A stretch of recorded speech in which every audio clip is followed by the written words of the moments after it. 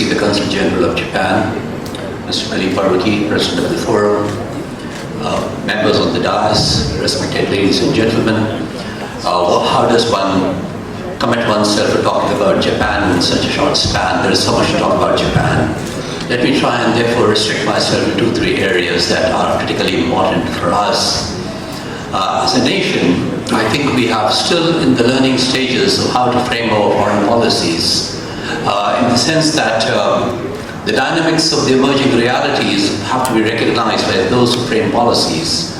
Because if you do not include the economic aspect of any policy, then the going is not going to be so great for any country or any organization for that matter. I think we need to realign ourselves in that respect. Talking about Japan, I would like to emphasize that I think there is more to learn for all of us from Japan than we have anything to offer to them, really speaking. A country that moved away from the ravages of the Second World War with a per capita income of less than $1,400 to $47,000 currently. How did that happen? How did that miracle happen? All because of an effort, concerted effort on the part of the nation as a whole, where everybody participated. The balance of trade was mentioned a little while back between Pakistan and Japan. While it obviously tilts in favor of Japan, we have been importing from them. The last figures that I can recall is 1.6 billion worth of imports we did, and we exported a measly sum of $200 million worth of goods to Japan. Till about 2009 and 11, we were exporting about 400 million worth of goods to Japan. So instead of seeing any increase there, we have had a decline, so the balance of trade tilted further in favor of Japan. Who do we look at? Japan or ourselves? Ourselves first. The capability and the capacity to be able to put our exportable surplus on the market is dependent on how we engage in our economic activity.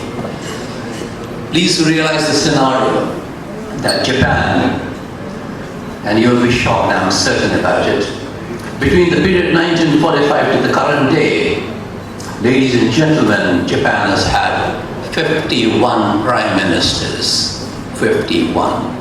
That makes almost 1.4 years on an average for every prime minister. So how is it that they consistently grew economically? Do they have an economy of charter? I don't think so.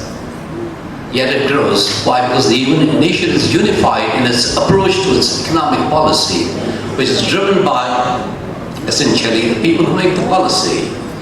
So if you let the politicians meddle a lot with the economic policy, then this is what you get, what we have in terms of our own economic status. That's one area to look at. And second, Japan has been investing heavily into the economies of Asia.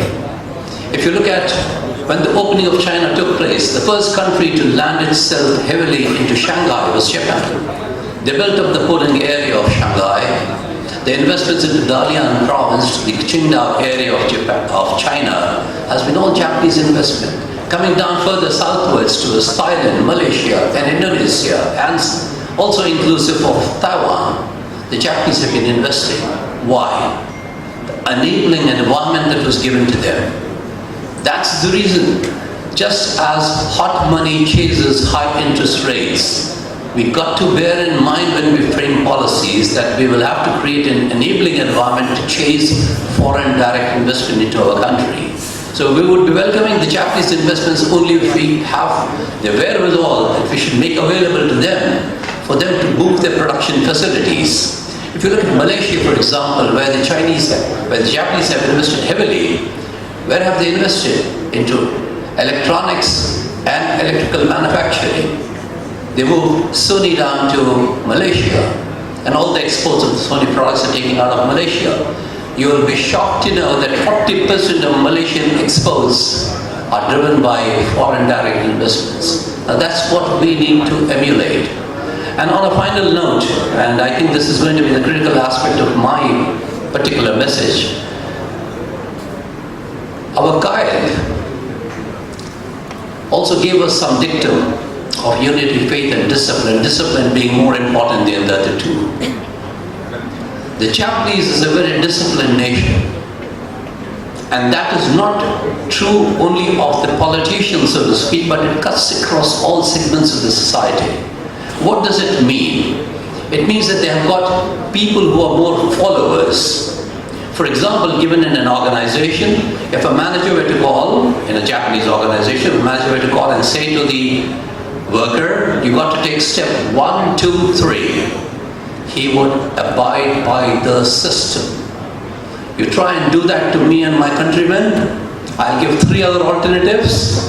Consequently, neither I'll do the work nor let the work happen. So we need to learn a lot from the Japanese business ethics in terms of the workplace as well. Only then we should be able to say that, okay, the trade balance will move in our favor only when we improve ourselves. Thank you very much, ladies and gentlemen. Thank you.